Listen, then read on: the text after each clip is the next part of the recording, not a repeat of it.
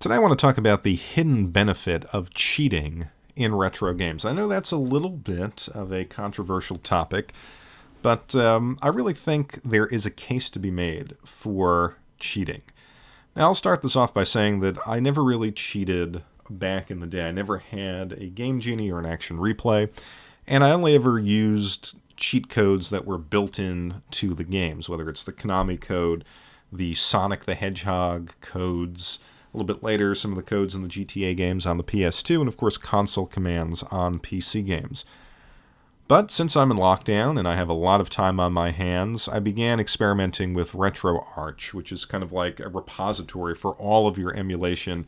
And it's a little finicky to set up and get working the way you want it to work, but it is possible. And one of the things that I was very interested in was experimenting with their cheating system, which allows you to download codes for, the Game Genie and Action Replay that you could then activate in the emulation and actually searching and creating your own codes. And while I know this was technically possible in other emulators, I never thought to do it. But RetroArch does allow for that, and I was really happy with the results. Now, growing up in the 80s and 90s, of course, in my circle of friends, and I think this is more broadly the case, cheating was seen as being almost morally wrong. If you cheated in a game, you couldn't claim to have beaten it. You were seen as a reprobate for cheating. And there was almost this mentality of, you're cheating the game. You're not playing the game the way it was meant to be played, and you're also cheating yourself. But that, I think, can be thrown out of the window with RetroArch. And by the way, before I get into it, why are you seeing Dirt 2 footage and not cheating footage in RetroArch? Well, while RetroArch really simplifies the process of cheating, it doesn't do such a great job of recording footage. So all the footage that I recorded was deleted, and you're seeing really a great game, which is Dirt 2, but nonetheless, I'm not cheating in the footage that you are seeing.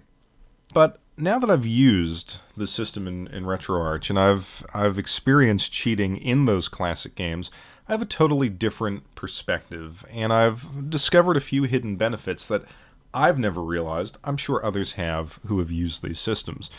The one thing that I found playing a lot of these games using cheat codes is that it's rather relaxing. It allows you to kind of casually move through a game and really access your memories with it, minus the tension and the difficulty. There's certain games that I was better at back in the day. My skills have gotten a little bit rusty.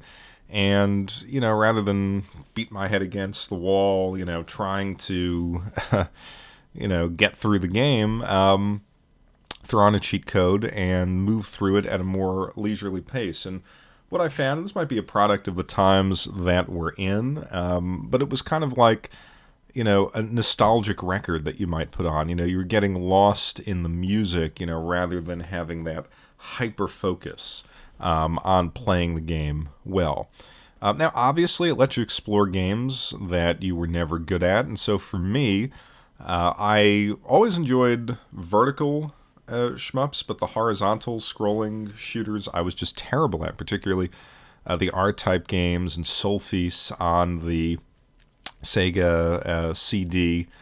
So by throwing on a cheat code and giving myself numerous extra lives, I was able to get through these games and just enjoy them and appreciate them, even though I know no matter how much time I put in, I could not do that.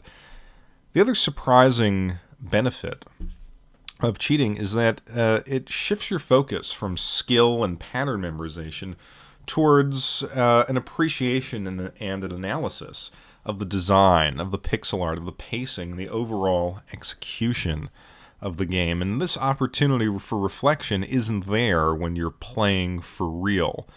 Going back to some games that, I played well back in the day, sort of the Streets of Rage games, which of course were never really particularly difficult anyway.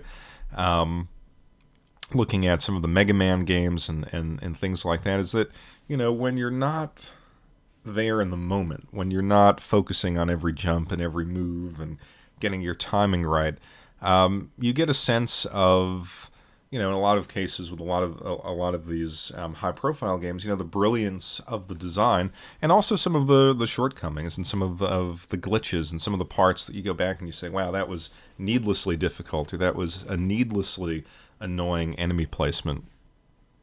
Now, contrary to what I would have thought back as a kid and a teenager, cheating actually helps you improve in certain games, in certain genres. I found, for example, playing Musha, that I could get maybe through the first 2 or 3 levels, and that was it. So I turned on the invincibility code in Musha, played through the game, and it allowed me to see the patterns that come up, after that second level, and to have a couple of dry runs before, I really tried to play through the game. And I found that just exploring those enemy patterns, those bullet patterns, allowed me to play the game better without cheats. Now, again, that whole experience may, of course, be cheating, but since, I'm not trying to impress anyone, I'm just, playing against my previous bests, I found the cheating was useful for that.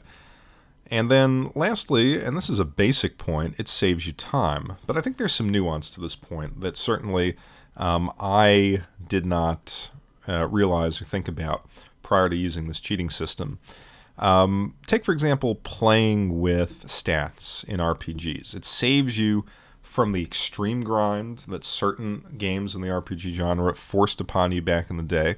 And, it's a way to enjoy many of those great SNES RPGs that you would otherwise, or at least I would otherwise, not have a chance to play because I don't have, the 20 to 60 hours to invest in some of them. And if I can just boost my gold or, boost my stats, I can play through the game and enjoy them, even though, I just don't have the time to do that as they, quote-unquote, should be played. Another aspect of it is, cheating allows you to skip through a hard section of a game or a frustrating sequence, and it gives you a more focused and enjoyable experience with the time that you can invest in the game. So, even if I wasn't turning a cheat on at the start of playing one of these games, I found, this sequence, pain in the ass, I got to get to bed, let me just turn the cheat on, skip over this part essentially, and then go back to playing the game for real. So rather than honing, your skills and taking a trial and error approach that could last hours, cheating allows you to complete some games in one sitting, and I found that to be very palatable for where I am now in life, as an adult with responsibilities. But beyond even that, it points to how our sense of time has changed over the years, or at least how video games have understood the time that players can invest in them. Games in the 80s and 90s, they needed to be difficult so that players got their money's worth in terms of hours played. Trial and error was a way of generating those hours of playtime for the money invested in a game purchase. And, if you got through a game in a short period of time as a kid, it was seen as a negative because games were expensive, they were rare to get as a kid. You did not have, or at least I did not have, unlimited resources, so, that game had to occupy me. But as an adult whose time is limited and valuable, you can't spend, or at least I can't spend, untold hours on video games as I could as a teenager. I don't always want to be trapped in that 80s and 90s gaming temporality, that sense of, how the game was going to demand your time. I find now that I just want to enjoy games in the time that I have. And for me at least, cheating in RetroArch allows me to kind of decouple my nostalgia for the gaming experience from the absolute requirements of skill and time that these games demand. Now, I may not always want this option, but I'm learning that it's nice to have. And I could see it definitely playing a role in my gaming time moving forward. Again, for the sense of relaxation, for the sense of exploration, but also probably, if you want to game into your 60s, 70s, and 80s, I think at some point, when your faculties diminish, you may actually, at that point, need the cheat not as a convenience, but as a necessity for going back through some beloved games. So I'm curious to know what you guys think. Are you traditionalists when it comes to cheating, or do you see that there could be a place for it moving forward? So let me know in the comments below.